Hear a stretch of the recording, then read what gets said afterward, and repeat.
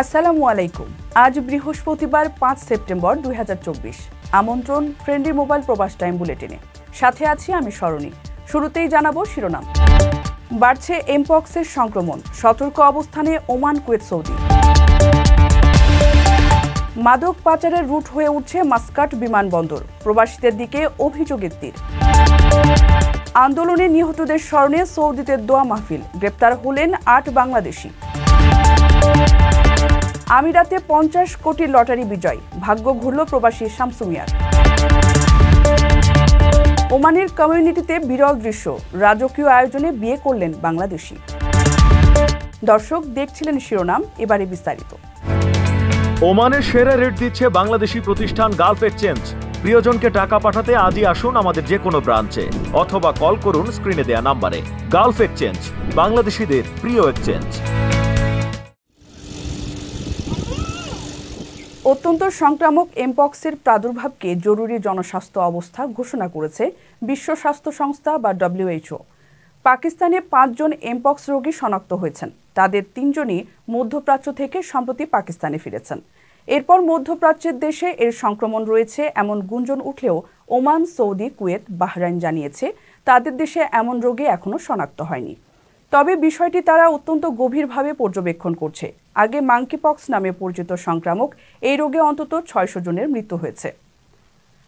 এমপক্সের সংক্রমিত ব্যক্তির ঘনিষ্ঠ সংস্পর্শে এমপক্স ভাইরাস অন্যজনের শরীরে সংক্রমিত হয়ে থাকে।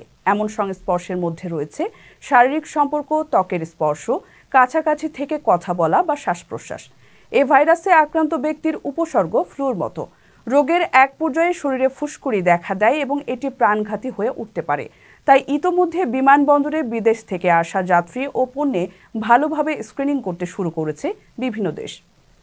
ডেনমার্কের ওষুধ প্রস্তুতকারী কোম্পানি ব্যাভারিয়ান নর্ডিক জানিয়েছে তারা এমপক্সের ১ কোটি টিকা তৈরি করতে প্রস্তুত।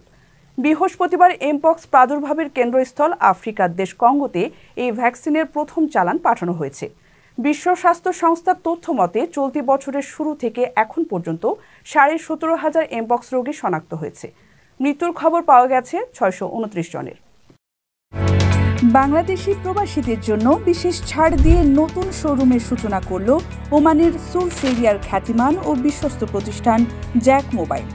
পাইকারি ও খুচরা মোবাইলের জন্য যোগাযোগ করুন স্ক্রিনে দেওয়া নম্বরে।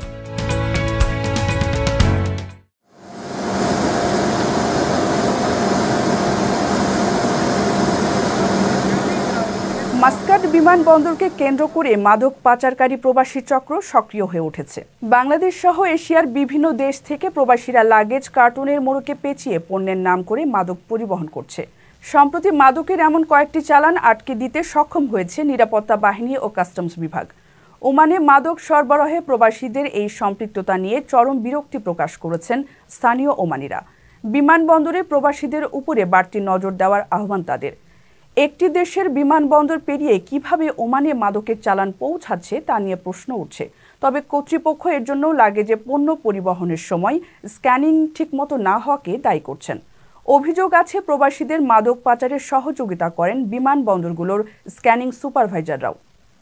জানা গেছে অনেক বাংলাদেশিও এই মাদক চোরাচালানে জড়িত। ঢাকা বিমানবন্দরে উন্নত মানের যন্ত্রপাতি না থাকা এবং বিশেষ নজরদারির অভাবে দিনের পর দিন এসব অপকর্ম করে আসছেন তারা। যদিও গত মে মাসে বিমানবন্দরে উন্নত মানের যন্ত্রপাতি বসানোর সিদ্ধান্ত নেয় সরকার।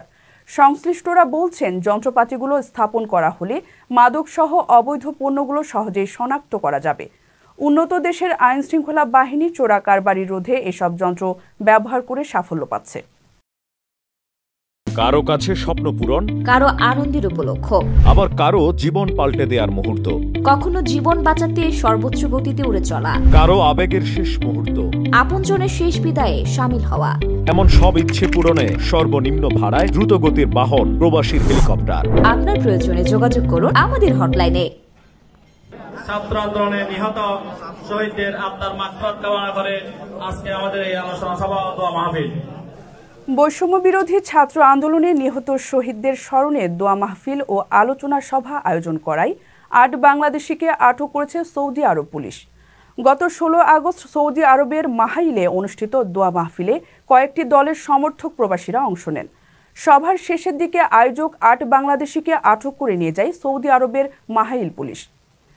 সৌদি পুলিশের হাতে আটক হওয়া সেই প্রবাসী বাংলাদেশিরা হচ্ছেন চট্টগ্রামের রহমতুল্লাহ, সেলিম ইসলাম, খলিলুর রহমান, জয়নাল আবেদিন, মাওলানা ইউসুফ, ওমর ফারুক ও বান্দরবানের মোহাম্মদ আশরাফুল ইসলাম।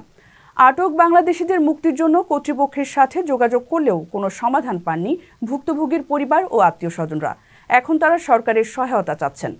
ভুক্তভোগী পরিবারের সদস্যদের পক্ষে নুরুল কবির বলেন, সরকার চেষ্টা করলে কেবল আটককৃতদের মুক্তি সম্ভব, অন্যথায় সৌদি আরবের পুলিশ তাদের মুক্তি দিবে না। তাই সরকারের পররাষ্ট্র মন্ত্রণালয়ের ও সৌদি আরবের বাংলাদেশ দূতাবাসের সহযোগিতা চাইছেন তারা।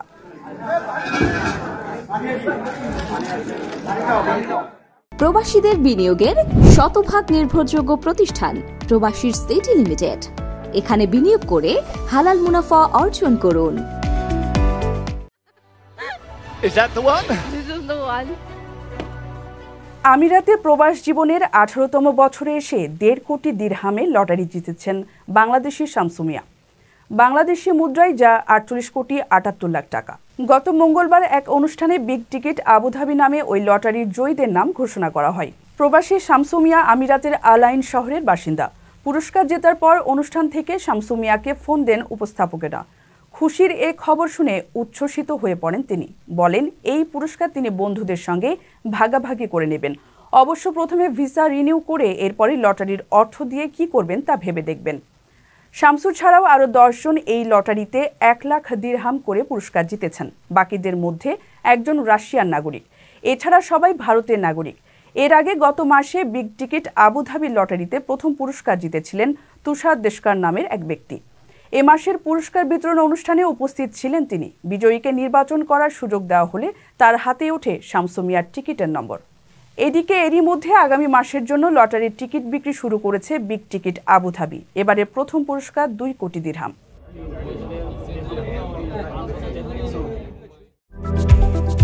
আকর্ষণীয় রেট ও দারুণ সব ডাটা বান্ডেল পেতে আজই ব্যবহার করুন ফ্রেন্ডলি সিম। ওমানে বাঙালির রীতিনীতিতে বাংলাদেশি পরিবারের রাজকীয় বিয়ে অনুষ্ঠিত হয়েছে। বর ওমানের বিশিষ্ট ব্যবসায়ী শামসুল আলমের ছেলে আরফাদুল আলম কায়স এবং কনে প্রবাসী জোহের মিয়ার মেয়ে আমিনা রেফায়া। গত 25শে আগস্ট একটি বিলাসবহুল রিসর্টে এ বিয়ের আয়োজন করা হয়। বিয়েকে কেন্দ্র করে দিনব্যাপী ওমানে বাংলাদেশি কমিউনিটিতে ছিল খুশির আমেজ। একদিন আগেই বাঙালি রীতিনীতি অনুযায়ী হলুদ অনুষ্ঠানের আয়োজন সম্পন্ন করা হয়। বিয়ের দিন বরের আগমনের মধ্য দিয়ে মূল আনুষ্ঠানিকতা শুরু হয়। কয়েকশো অতিথির জন্য ছিল বিশেষ রকমের আয়োজন। স্থানীয় ওমানি, বাংলাদেশি সহ বিভিন্ন দেশের অতিথিদেরও অনুষ্ঠানে উপস্থিত হতে দেখা যায়। দর্শক দেখছিলেন ফ্রেন্ডলি মোবাইল প্রবাস টাইম বুলেটিন। শেষ করার আগে শিরোনামগুলো জানিয়ে দিচ্ছি আরও একবার। বাড়ছে এমপক্সের সংক্রমণ, সতর্ক অবস্থানে ওমান, কুয়েত, সৌদি। মাদক পাচারের রুট হয়ে উঠছে মাস্কাট বিমানবন্দর, প্রবাসীদের দিকে অভিযোগের তীর। আন্দোলনে নিহতদের স্মরণে সৌদিতে দোয়া মাহফিল, গ্রেপ্তার হলেন 8 বাংলাদেশি। আমিরাতে 50 কোটি লটারি বিজয়, ভাগ্য ঘুরল প্রবাসী শামসু মিয়ার।